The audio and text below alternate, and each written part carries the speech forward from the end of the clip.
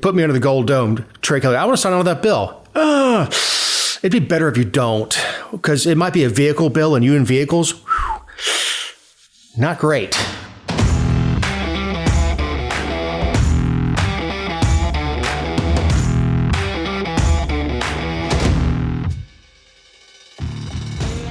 The Georgia Virtue presents the Let Me Tell You Why You're Wrong podcast.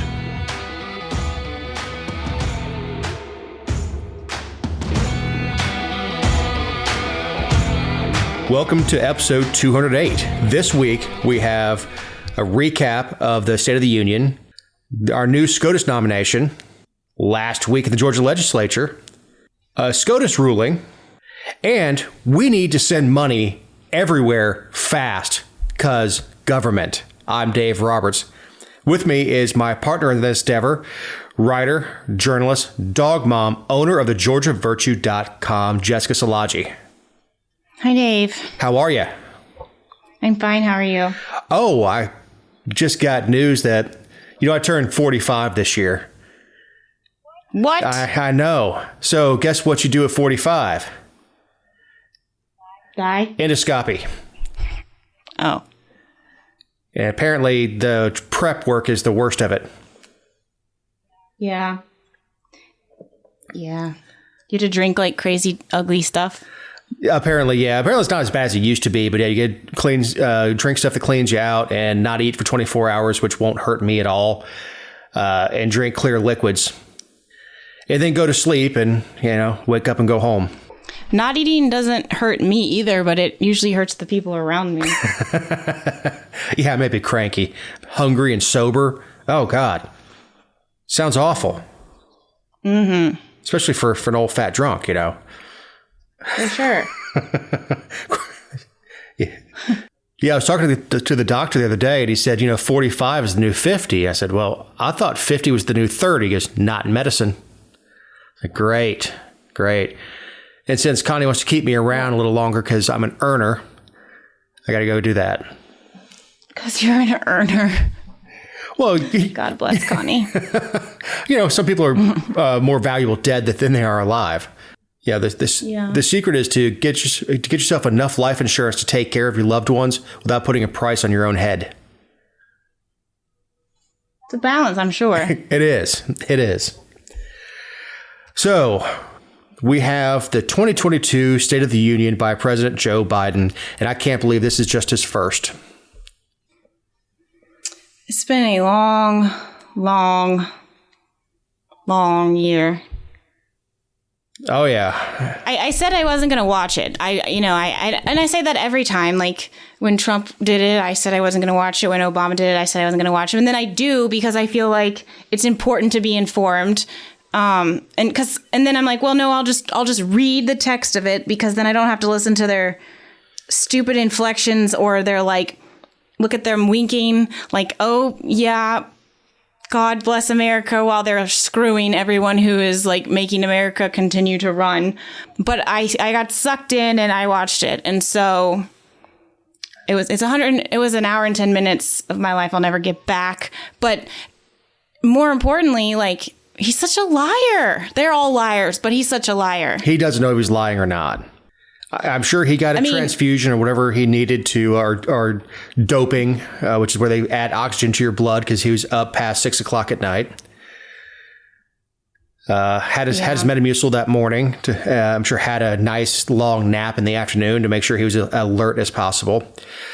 He came out of the box firing with the Iran, not Iran. That's what he said. He kept calling Ukraine Iran, which is what I was going to get to also. But he came out of the box on Ukraine pretty well, and then he went into stuff that just rambling nonsense. I felt like when he introduced the ambassador, that she was like almost uncomfortable with him presenting her the way that he did. Not like my people are dying overseas and they're like waging a war and you're having people stand up and I don't know. She didn't seem like she wanted the attention the way that she got it. Well, she knew what she was doing. She was being prostituted in order to get funding. Yeah, that's true. Is parade her around, and everybody in Congress can go dig into our wallets and slip them into her G-string. Because that's what happened. Okay, well, you're jumping ahead on stories, so get back on track. So 37 million people watched, and Commerce Secretary Gina Raimondo was a designated survivor for President Joe Biden's first State of the Union. Yeah. I don't even know why that's 37... What? Yeah, I don't think when I hear this Survivor, I think about that TV show that didn't do all that well. Yeah. Yeah, wasn't it Kiefer Sutherland? Yeah, right after it did 24, he was the designated survivor. Yeah. Now, I don't think it gives anybody a peace of mind knowing that our Commerce Secretary, who most people don't even know, like, first of all, what that means or who she is or what her qualifications are. You know, like... She can't be any worse. Did you see the highlight of Nancy Pelosi jumping up at an inappropriate time? And Biden was talking about something bad, about, I don't know, it was about people dying or something bad. And she's got the wrong text of the speech, or she's on the wrong line. She stands up and starts to clap, and then puts her fists together and then kind of sheepishly sits down. It is. I think I missed that, actually. It is awesome. That's the fun part about catching the highlights more than the actual speech. Is you get those camera angles of stuff like Pelosi. Just it's like she had a glitch in the Matrix. Had no idea what to do. Well, yeah, I agree that the highlights are more entertaining for the most part, but you know, you don't have to watch the highlights. A lot of people don't do well, like listening to a timeline and trying to like figure out what the contradictions are within its own speech. It's usually something you see afterwards, or when someone plays a highlight, you're like, oh wait, didn't he say, X, Y, and Z before? But, he spent a lot of time talking about unity, which I just thought was comical because he spent the last year dividing us and talking about the vaccinated versus the unvaccinated and literally placing blame on groups of people and passing legislation for groups of people, advocating for it, and executive orders for groups of people. And then you want to get on national TV and talk about unity. Like, I think that other than all of his policies of spending and spending and spending and spending, I think that was the most obnoxious part to me. It's all obnoxious. That by him. There were some other more obnoxious parts. Yeah, it's all obnoxious. It really is. The whole spectacle is obnoxious. Including Boebert interrupting about Biden putting 13 soldiers in coffins. And then Boebert. So go ahead. Well, no, he did do that. Like Afghanistan was a terrible. What he did was horrible. But her timing was awful. It was when he was talking about his own son's casket. Like, it's a bad look. It's a really bad look. She's of this cut of younger Republicans that are pushing for gun rights, which of course I support. And if you look her up, you're going to see two types of pictures with her, or three. You're going to see her in Congress, her wearing a pistol, or her wearing the dress that says "Let's go, Brandon." Between her and Marjorie Taylor Greene, both of them yelling, "Build the wall." I didn't like it when it was done to Trump. Didn't like Joe Wilson. Yeah, there are certain times when you just are supposed to maintain decorum as an elected official. Like, you have a huge platform to talk to people after. Just don't it's disrespectful to yell out while someone's talking. Like, we're raised and taught that when we're little children. You don't interrupt the preacher in the middle of a sermon. Even if... Okay, don't compare. No. Even if he gets off on politics or anything else, you just shut up and move churches, or shut up and tell him afterwards, I didn't think that was appropriate. You don't... You're supposed to have... What were they saying the last 4 years under Trump was respect the office. Mm-hmm. The same thing with if you win the Super Bowl, you go to the White House. It doesn't matter who the occupant is. You go. You go, you shake your hand, you take your honor. It doesn't matter if it's Trump, Obama, Bush, which I think Tom Brady has been to the White House for all three of those. He's got 7 rings or whatever. Yeah, but all he does is cry. And not anymore.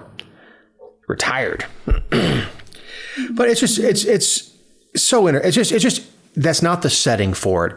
They already get all the press coverage they want. What did they possibly hope to accomplish by yelling, by being 2 little malcontent turds shouting at the president in the middle of his speech? Well, and I would guarantee you that, like, most people who disagree with them or who are in the middle, like, who aren't their faithful followers, I would guarantee you that those people don't even know what they said, because the conversation isn't about what they said. It's about what they did. Yeah. Which is, like, the ultimate losing. That's when you lose. Yeah. Well, I was shocked that Biden was even covering border security. You're like, what? Didn't you tell us for the last year that security doesn't do anything?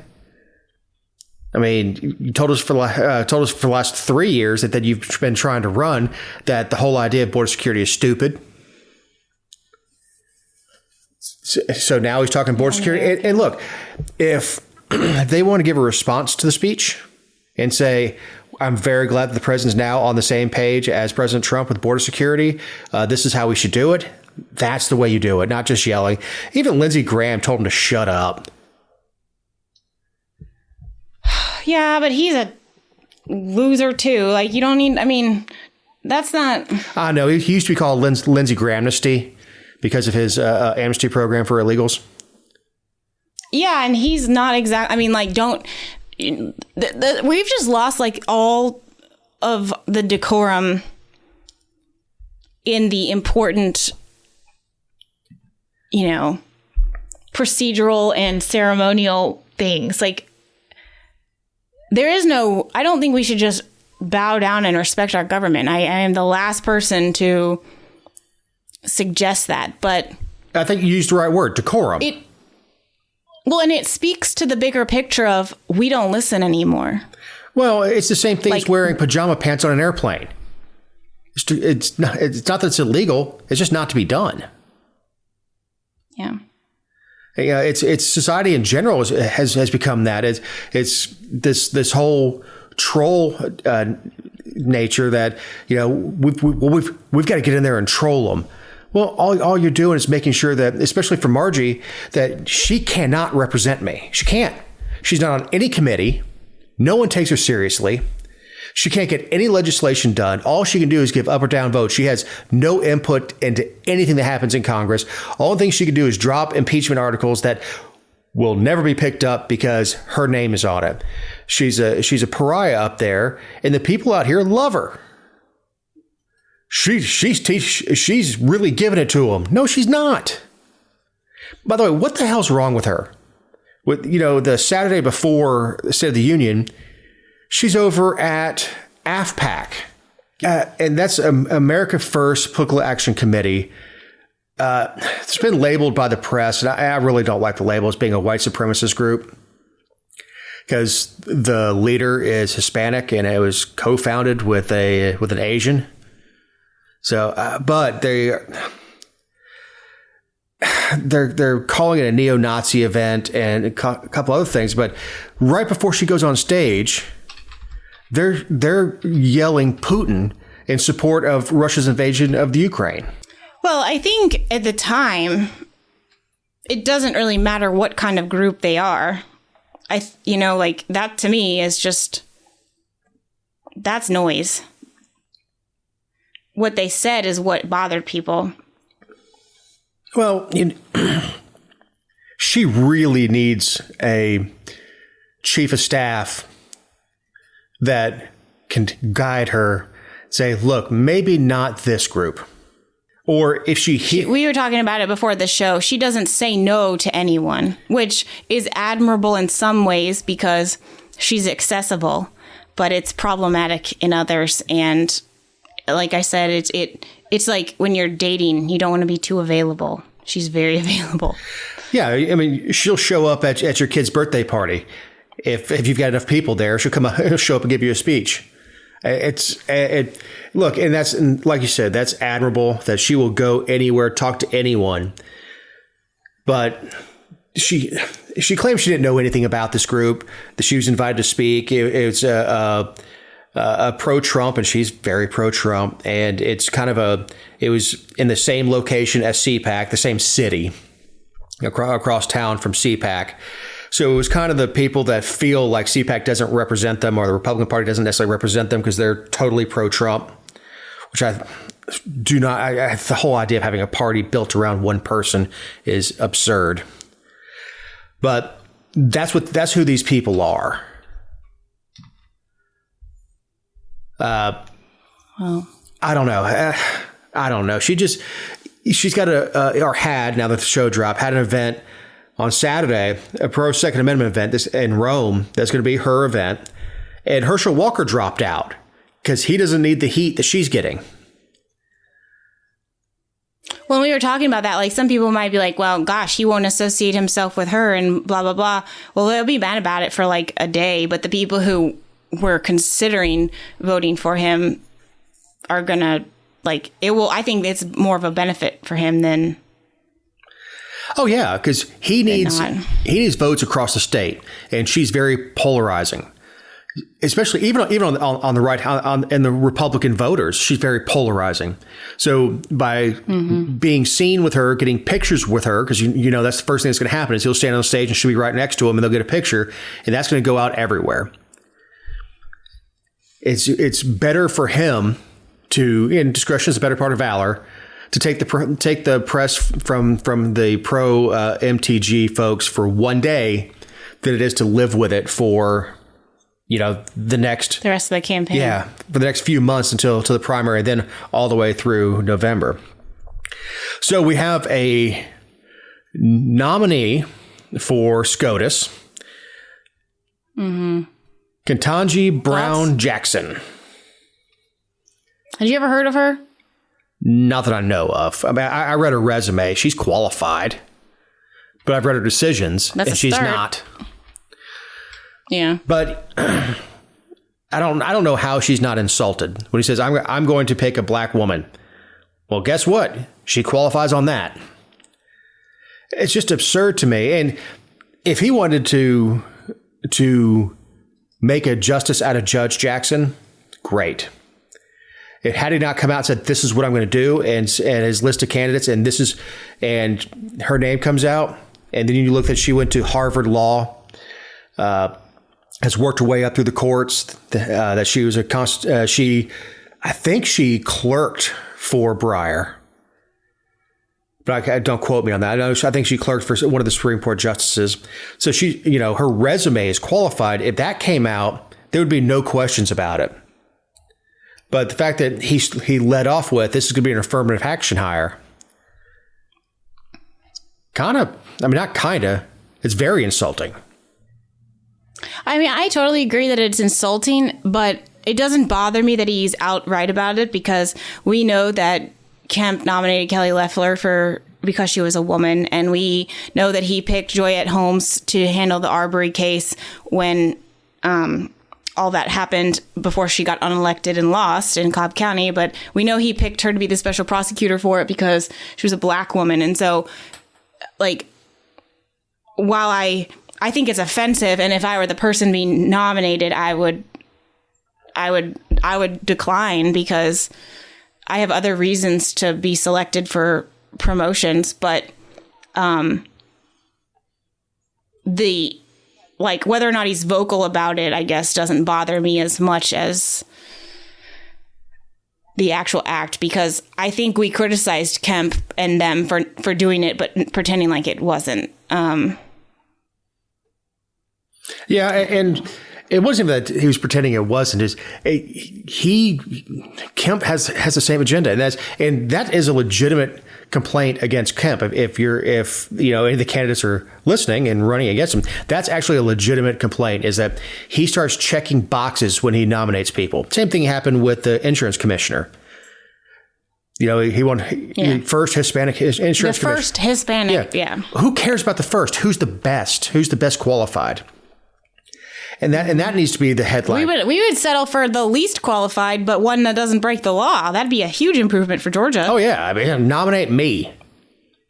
I don't know what I'm doing, but I won't break the law. No idea what I'm doing, but I know I can't take McDonald's bags full of cash.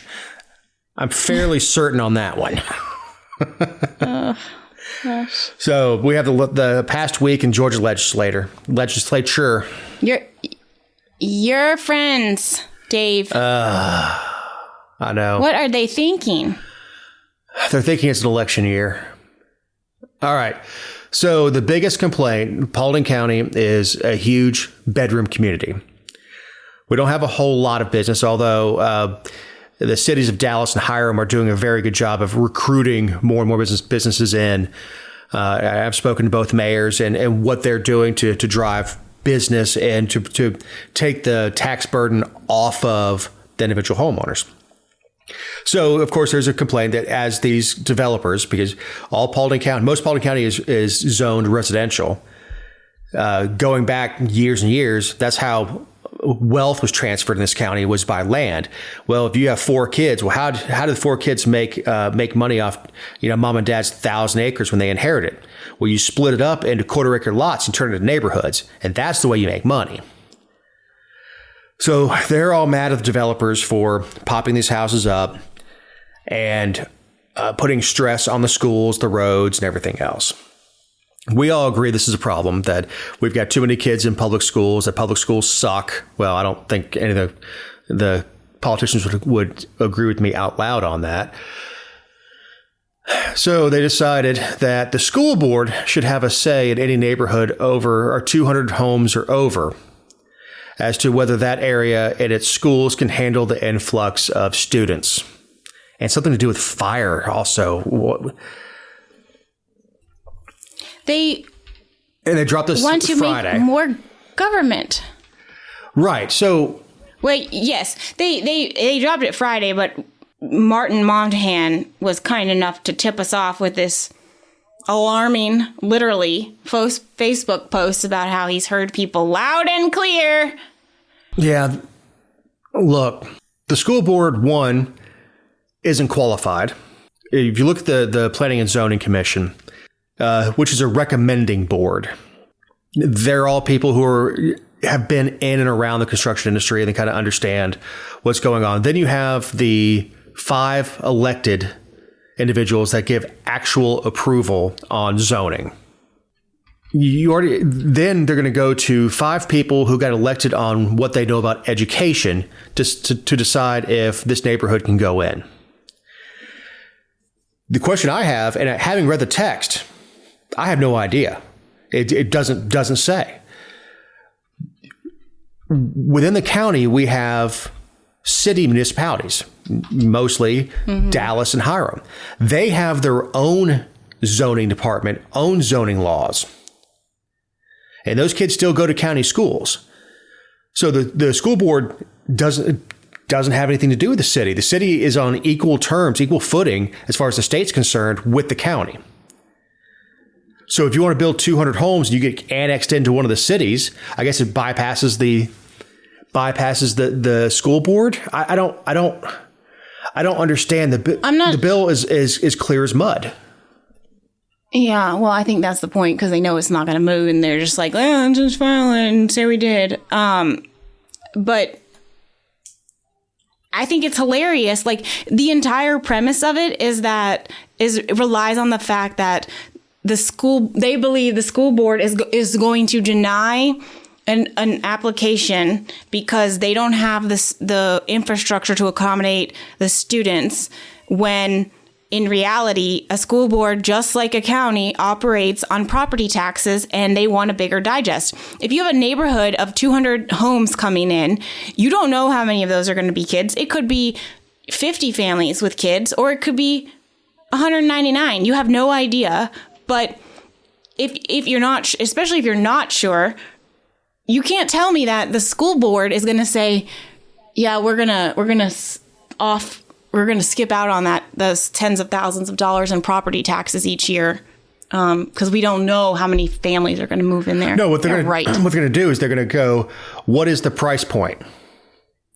Because they've got a number in mind. It used to be $350, and I'm sure it's going to be higher now.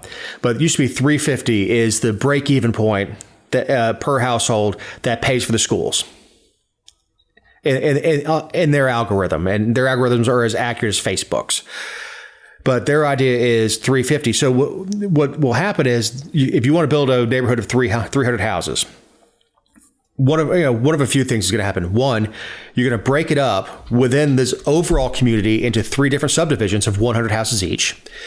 You're going to go and tell them that our price point is $400,000. Ask permission to do that. Or you're just going to see a bunch of 199 house communities popping up. It's going to be the same density. They'll just keep the school board out of it. Mm-hmm. There's a neighborhood going up in Paulding County that is, I think, 249 houses. Reason being, the zoning says if you go to 250, you have to put two entrances to the neighborhood, multiple entrances. So they saved a bunch of money by going 249. These builders employ lawyers, and I know some of these real estate attorneys, to find the loopholes and to navigate their way through. They're not dumb. As they should. You shouldn't have to go get 2 permits to, it's so ridiculous. You're talking about going to 3 boards. Then if denied by any of those boards, you can come to the Board of Zoning Appeals. That's a 4th board you have to go just to get permission to build something on the property you own. And look, we all agree that the population boom out here, how South Park 2 weeks ago did a City People episode. And it was making fun of all the people leaving the big cities, leaving New York and stuff, and going out to these rural towns and essentially overflowing and ruining them and jacking up the market. It was actually a pretty poignant episode. And every once in a while, South Park, hits one, right on the screws and knocks out of the park. So every once in a while, South Park just absolutely points out what these smaller communities are feeling, and it is. And Paulding County is not alone. There are a lot of rural communities feeling it right now, with people leaving the cities and wanting to move out to the burbs and out to the country. But after reading the text of the bill, I don't get it. We're so close to crossover day. Crossover day is next Tuesday, the 15th. Beware the Ides of March. That the bill, unless it gets thrown into a vehicle bill, it's a showpiece. We're coming up to primary season. It was sponsored by the 3 reps we have out here, one of which is not running for re-election, and Trey Kelly. Yeah, why did they let him sign on it? Yeah, if put me under the gold dome, Trey Kelly, I want to sign on with that bill. No, it'd be better if you don't, because it might be a vehicle bill, and you in vehicles. Not great. Real quick, we have constitutional carry, or permitless carry, as it's more accurately called, passed the Senate pretty easily. Kemp came out. Ooh. I mean, look, this bill has been in a drawer. It's been introduced every single year. No, but Kemp has put his foot down on it for 3 years because he wants it this year. Yeah, exactly. He wanted it. He wanted guns for the base in 2022. Look, I'm glad it's getting done, but I guarantee you that every time this came out, Kemp's on the phone with Ralston. He's on the phone with the pitcher down there in the Senate. And telling him, look, shelve it until 22. And then 22 gets here, all of a sudden Kemp's out front going, constitutional carry. He could have done this in 2020 when the pandemic hit and said we need constitutional carry because these courts are closed and people can't get in to get a permit to exercise their rights, and we need to push this through right now. Because we need to make sure that citizens are able to defend themselves against everything that's going on in this country and not be worried about getting a damn permit. That would have been the time to do it. That would have been the principal time to do it. Besides the fact that, permits are the last Jim Crow law in existence. This is a good time to remind you that these are our opinions and not those of anyone not on the show or any respective company for which we may work, own, or otherwise associate ourselves with on a regular or irregular basis. Also, you can find other episodes and relevant stories over at thegeorgiavirtue.com. On Thursday, SCOTUS issued a ruling on something Jessica researched one night when she couldn't sleep. Yeah, remember when I talked about how I found all that stuff on Antarctica? Remember when you asked me what I do when I can't sleep and I said I pace? And you're like, yes. I go and read news stories. And I was like, that was way too much energy to pace. I'm not getting up. Yeah, but you're going to sit there and read stories that do nothing but raise your Irish?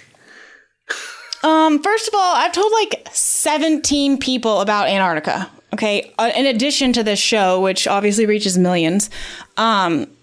But I have told everyone about Antarctica and the community there and how you can't have an appendix and everything else. And, that they just got COVID in January of this year. Like, that's interesting. However, that's not what SCOTUS ruled on.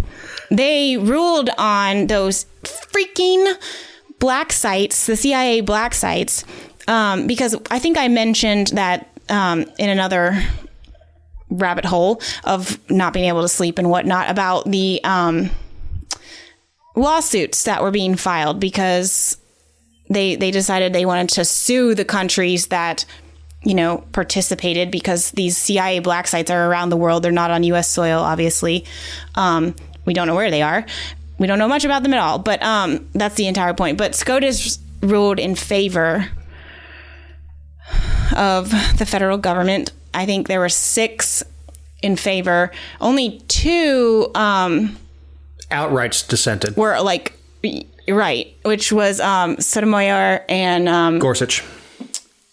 Yes. And then Kagan was, she had I think 4 of the ones that had ruled in favor of the CIA had a partial, explain why they said yes. And then they dissented in part, which, what a cop out. Like you voted in, I don't know. It drives me nuts. Not that I think that,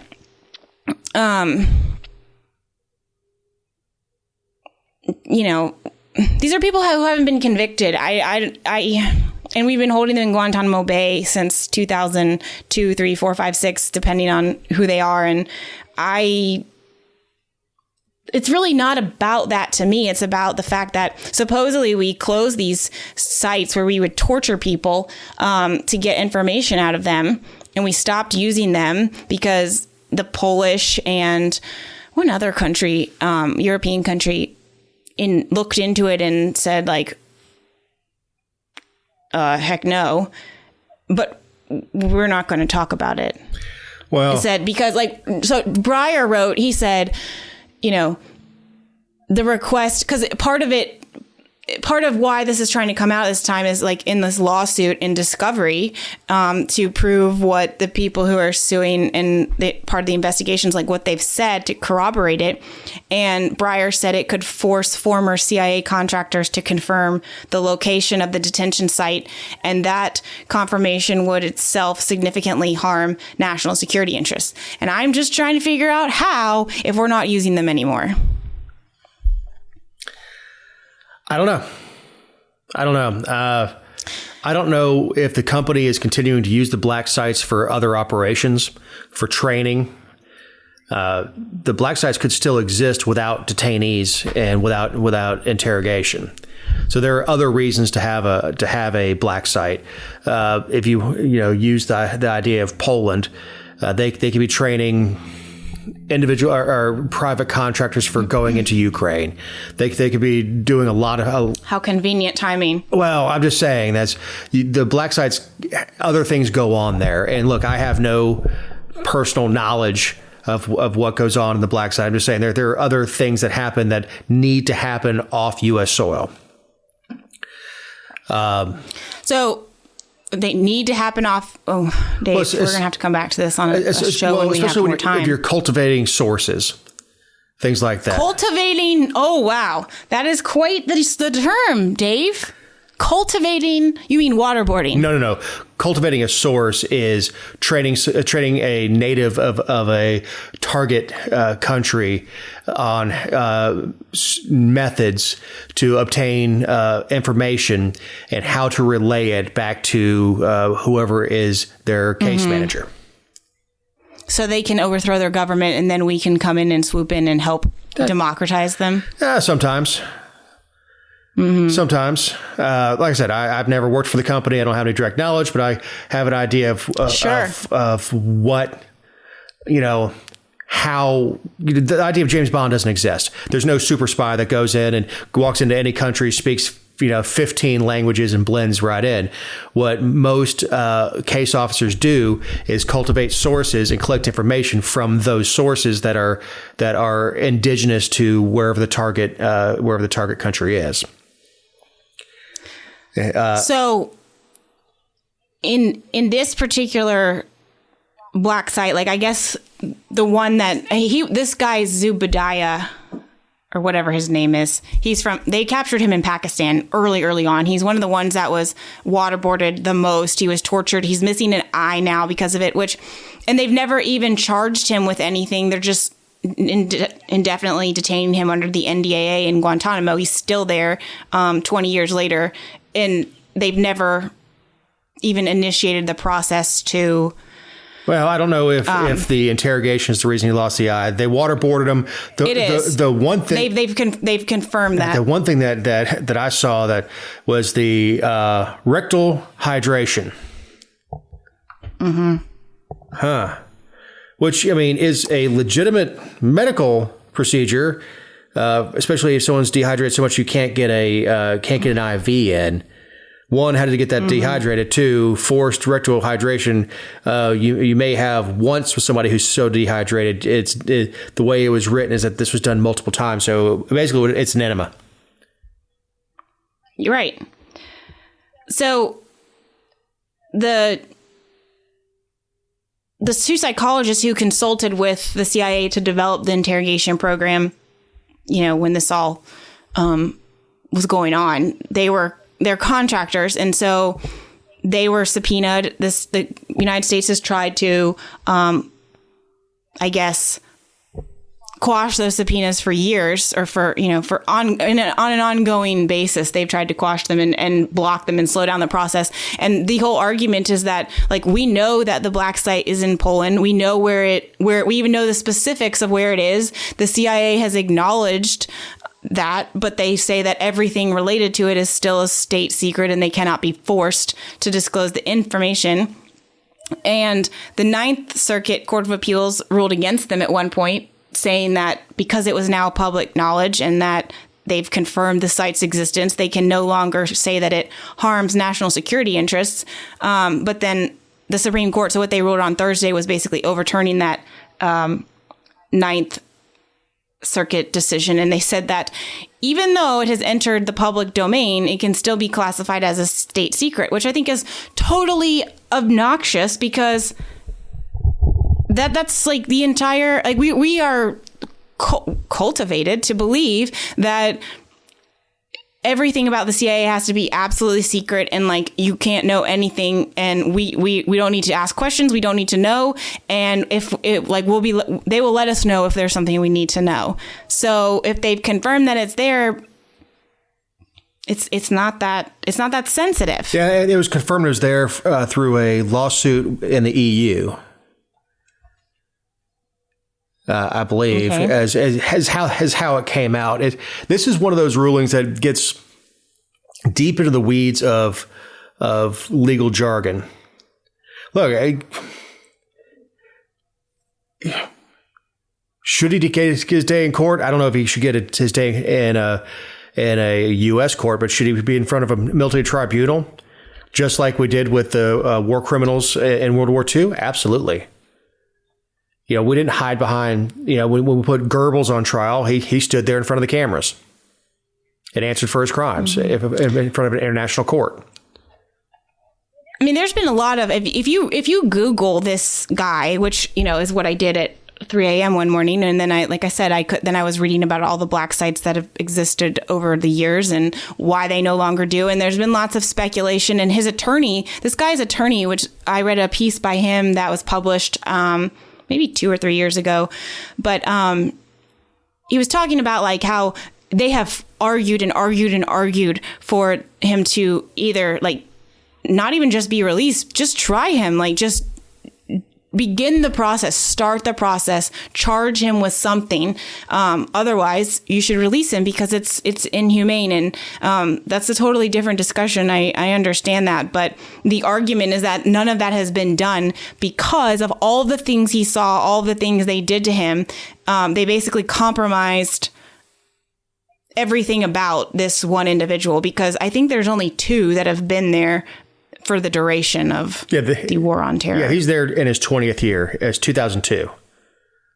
Yeah.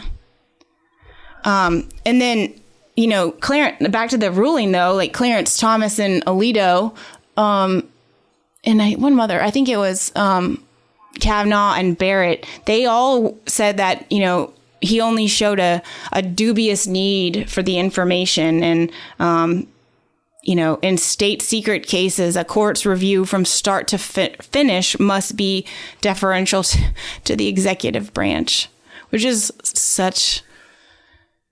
Yeah, I don't like the court punting back to the executive branch. The court is they're acknowledging that's where they start, right, and that's you've got to force them away from that position, and that's a problem. Totally, and that's a problem. That should not be the reasoning behind it. Look, if there is if the case was failed to be made, that's one thing. If there's so many things that go in SCOTUS that are misargued, or they argue because the Supreme Court they don't hear entire cases most often. They hear little slices of it. Was this admissible? Was this allowable? They hear little tiny pieces of an overall case, and then their ruling comes down and may affect everything else on a larger case. So they get caught in legal minutia a lot, and that's what they should be. They're legal scholars, and they're ruling on the constitutionality of little pieces of individual cases. So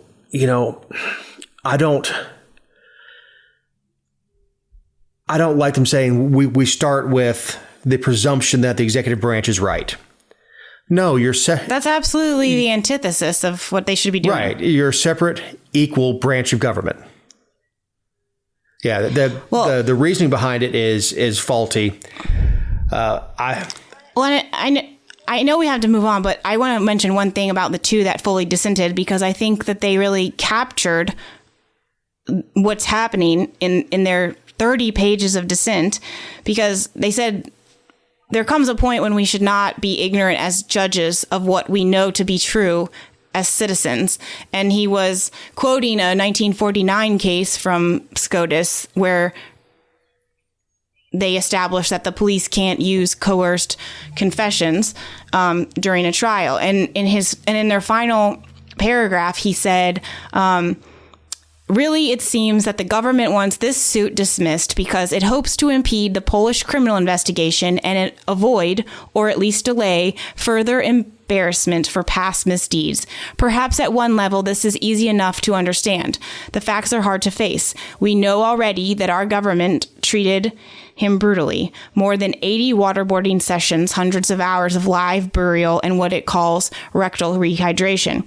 Further evidence along with the same lines may lie in the government's vaults, but as embarrassing as these facts may be, there is no state secret here. This court's duty is to the rule of law and the search for truth. We should not let shame obscure our vision. No, it's a powerful statement. And only 2 of the 9 think that is the duty of the court. Right. Sick. It's sick. What's sick is that we're not surprised. I mean, it's not shocking.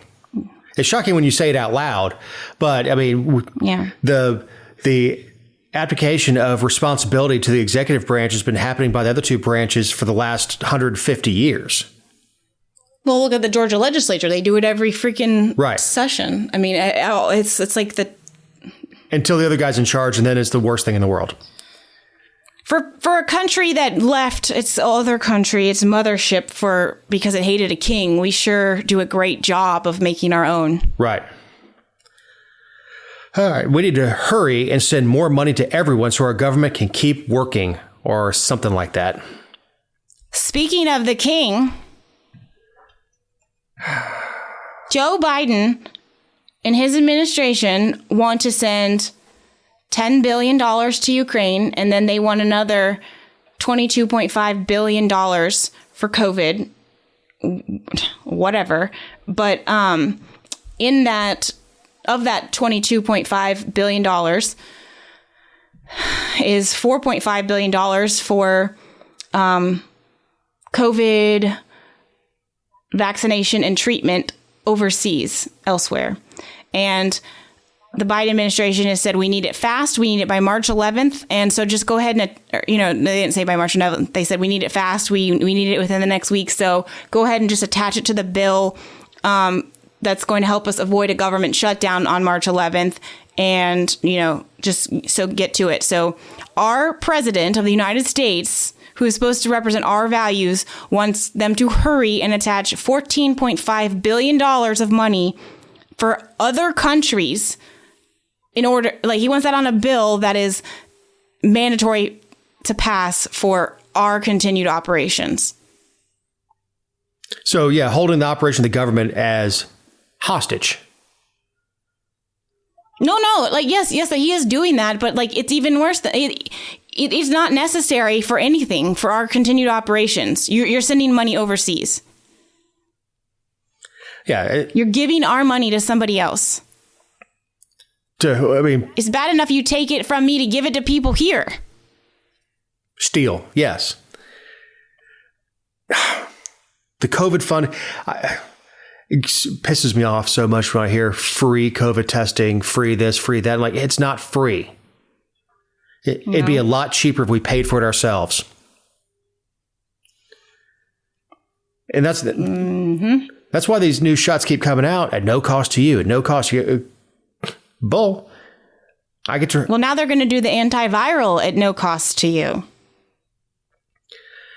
Oh my God! The pills. Yeah, that was in the State of the Union, and that's in this plan. And $22.5 billion sounds like nothing when they passed $600 billion, excuse me, and then the $1 trillion package. This is chump change, but they've done it multiple times now. Extending the funding. They haven't even spent all the money that they took the last time. And it's not, here's the thing. Even if you're what if a poor person gets COVID? It's not even income qualified. You can pull up in your Maserati, walk in, test positive, and get the free antivirals. It's not even, and I'm not saying it's right to give handouts to anybody. I'm saying it's not even income tested or anything else. We're not even targeting it for the truly needy. Right. And though I don't like handouts of any type coming from government because you have to steal it from somebody else, the fact is it's 100% handout, which means it's a tax on producers to give back to producers and everybody else. It would be a lot cheaper if I could go buy my own antivirals. If I could shop my antivirals out to anybody besides, I think Pfizer is the one that he mentioned at the State of the Union. Which, it's small wonder that Pfizer stock is owned by a lot of Congress people. Oh, yeah. So shocking. So freaking shocking. I'm just over here shaking in my boots. I'm shocked to my core. I can hardly believe it. I want to get elected to Congress just to get the damn stock tips. You can keep the salary. Just let me do a little legal insider trading. Well, and the thing with Ukraine is it's never going to be enough. First of all, you've you've extended, or I don't know what the proper term is, but we've done the thing where their visas won't expire for the next 18 months, which for people who are in the United States, so that are from Ukraine. So, we're providing a safe haven here, and then we're sending money to conglomerates over in Europe so they can have a safe haven there for refugees, because they say they're pouring into Europe by the thousands. And then we're sending military aid. We're sending weapons. We're sending direct aid. We got 8,000 troops forward deployed in areas like Poland that border Ukraine to support NATO. Or defend NATO. I believe the 82nd Airborne's there too. And 36 GOP senators sent a letter to Biden last Wednesday asking, hey, do you think you could let us know how much of the $1.9 trillion you've spent that we approved last year before... Not we, I guess Democrats, but could you let us know how that's working out before we move on to another $22.5 billion? Sounds reasonable. Totally. And look, this is his last budget.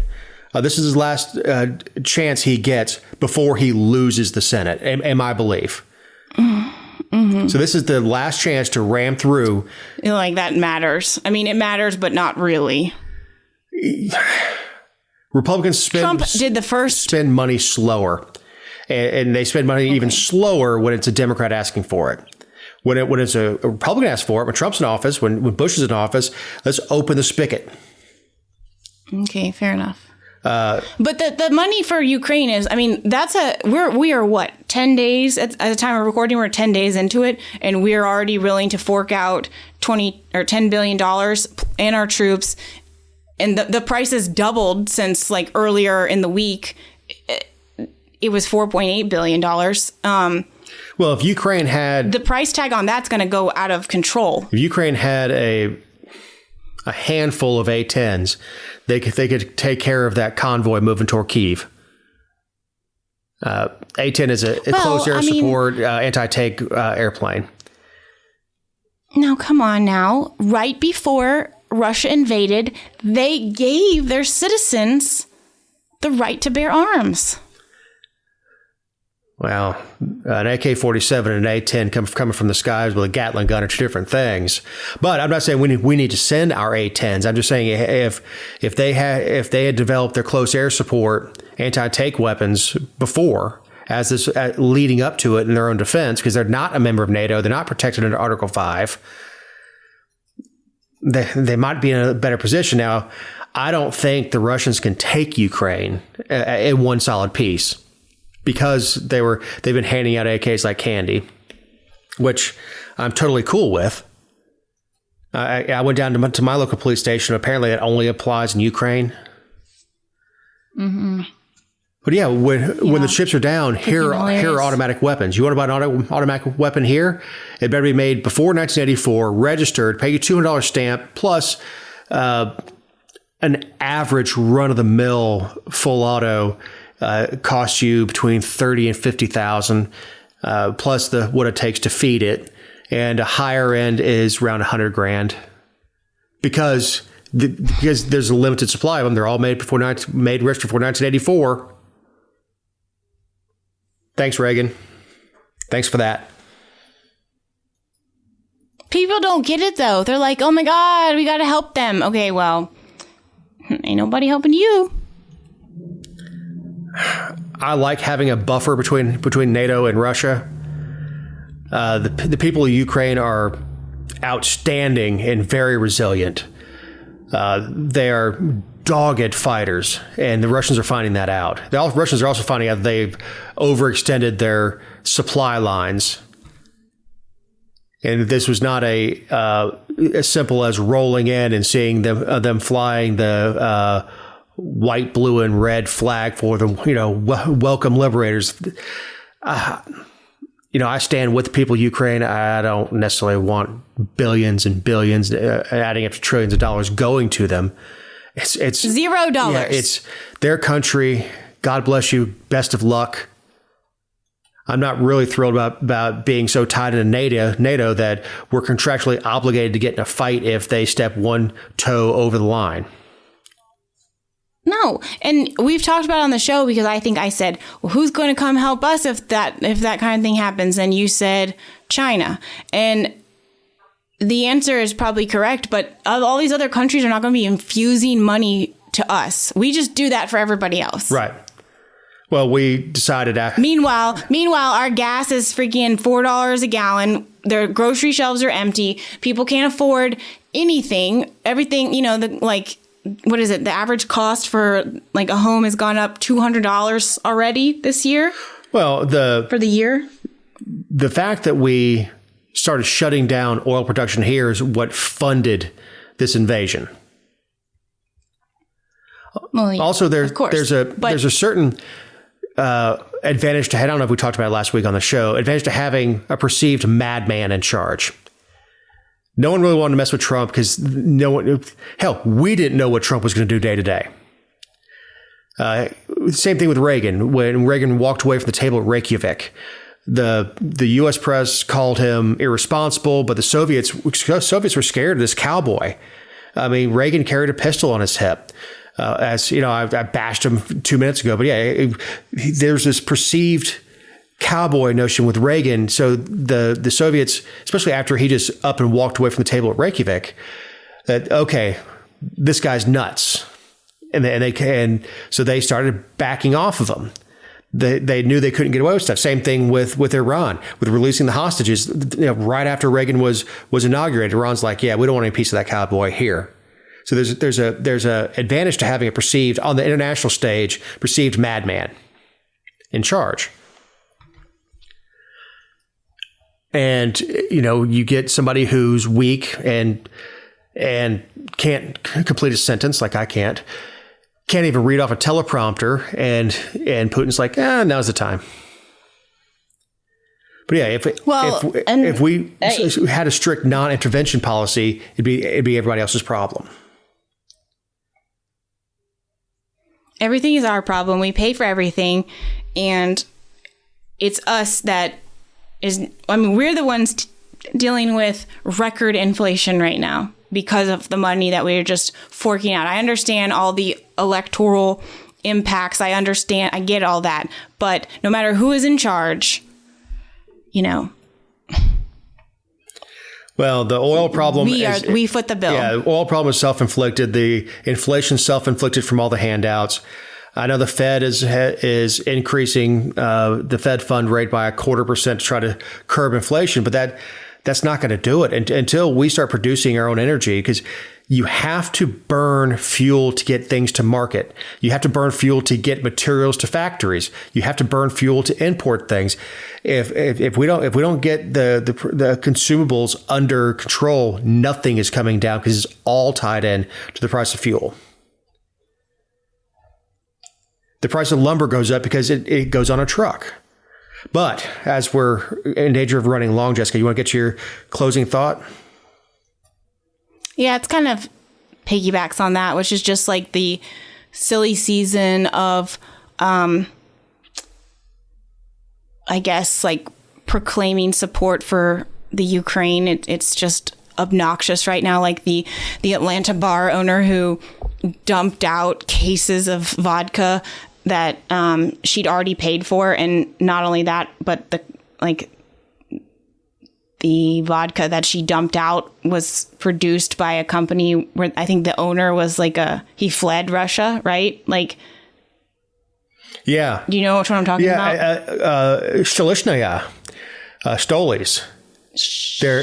They're pouring out. Yeah, Stoli. Stolies, there is a Stolies in Russia. It is not the same company. They split years ago. I believe is in Lithuania. The president now, or the head of marketing, the big head of marketing, is a British guy. I mean, it's a truly international company. For a long time, Stolies was distributed by PepsiCo. It does have some Russian components in it with the wheat that they use and stuff like that for the recipe. But punishing a Lithuanian company, I saw liquor stores. I saw on the news. I've been in a bunch of liquor stores lately that they were essentially giving away Stolies at cost just to get it off the shelves. But this lady was jumping it out, and she already paid for it just to get her, 30 minutes of. And it's just like the people who are burning their Carhartts. They already paid for them. Yeah. Well, and then there's the lady who is a performer for the Metropolitan Opera in New York City. She was a Russian soprano, Anna Netrebko. I'm not sure how you say her last name. However, she said, I forget what her statement was. She said she was critical of the war, but she wouldn't just publicly comment on Putin. She wouldn't say anything. And so they canned her. These are the same people for how many years have been saying that football players need to play football, singers need to sing, and stay out of politics. So someone says, I'm not getting into it. I want to sing. Ah, jeez. That's a good one. I got another depressing one. We have our Post 3 commissioner in Paulding County, Chuck Hart, who is no longer our Post 3 commissioner because he had to step down. He moved out of post and, from what I understand, out of county, about 3 hours away. And the date I heard was 2020. So he didn't step down, and he's due for his post is due for election this year. He didn't step down until he got caught. And rumors around it have been going for a while. And I don't put much stock in rumors, but apparently one of the Democrats that was looking to run for that post dug up his homestead exemption, and it listed the property on Lake Sinclair. So he stepped down, which means this is assume how it's going to have to happen. We have a special election. Now remember, redistricting happened, which starts January 1. Someone's got to run for a special election to take that seat simultaneously while running a primary for whatever Post 3 is going to look like. So so on the same ballot, and I'm not in Post 3. He's not my commissioner, or wasn't my commissioner. Simultaneously on the ballot, talking about confusing, you're going to have special election for Post 3, and then you're going to have primary, Democrat or Republican, on Post 3. And then in November, you're going to have the general for Post 3, which may or may not include the commissioner continuing Chuck's term. He should have to pay for every bit of that. I agree. Now, look, 2020 happened. A lot of things happened. If he ended up having to move out of post, that's when you do it. And we had an election in 2020, and that easily could have been put on the ballot. You could have stepped down then. And you can't tell me, of the other 4 commissioners, including the chairman, none of them knew something was shady. None of them went to him and said, hey, Chuck, you probably should go ahead and step down now. The fact is, he's part of the voting block with the chairman, and I don't think they wanted to risk losing that yes vote with him. It's county. Everybody thinks the government that governs closest is best for the people. Not necessarily.